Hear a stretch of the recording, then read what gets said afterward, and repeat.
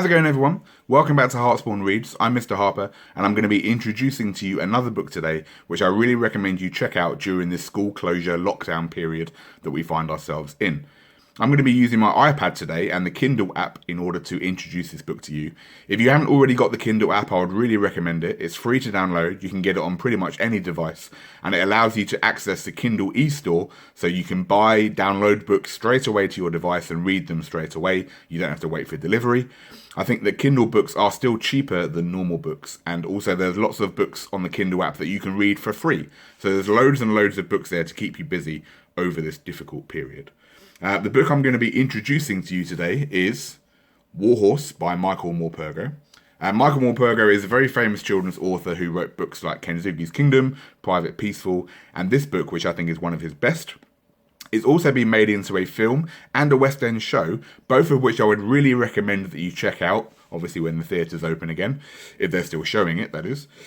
But I would always recommend that you read the book first. And the reason I say that is, when you read the book, you get that pure author intent. You see the characters as the author intended you to see them, and you build an idea of what the characters look like in your own mind. If you go and watch a film and you see the actor that they've chosen to play that character, when you read the book afterwards, all you can really see in your mind is that actor. And you have to remember that the actors that are chosen by films or plays to represent these parts are chosen by casting directors. They're not chosen by the author of the book. So I would always recommend that you read the book first, and then you go and see any films or plays that have been made from it. So this book is about a horse, obviously, and it's about a horse that gets caught up in a war, specifically the First World War between 1914 and 1918. And I'm going to read you an extract from the first chapter, which is when the horse, whose name you're going to learn in a minute, first meets his master, Albert. Albert was about the same height as me, and talked so gently as he approached that I was immediately calmed and not a little intrigued, and so stood where I was against the wall.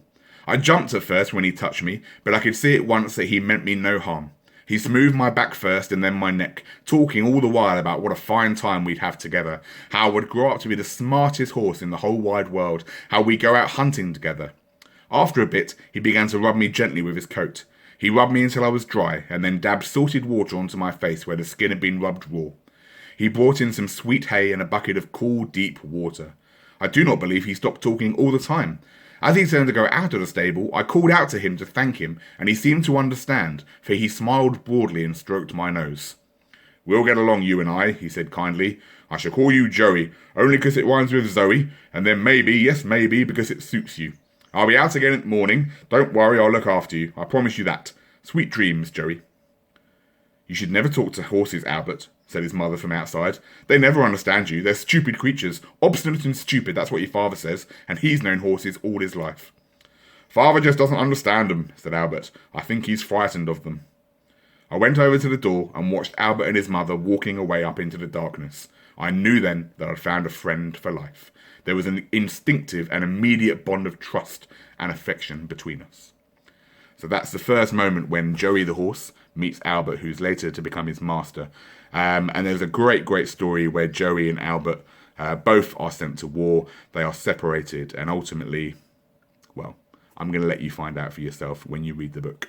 So definitely check it out. Have a great day. Have a great rest of the week. Hopefully you enjoy your Easter holidays as well, as much as we can do in the current situation.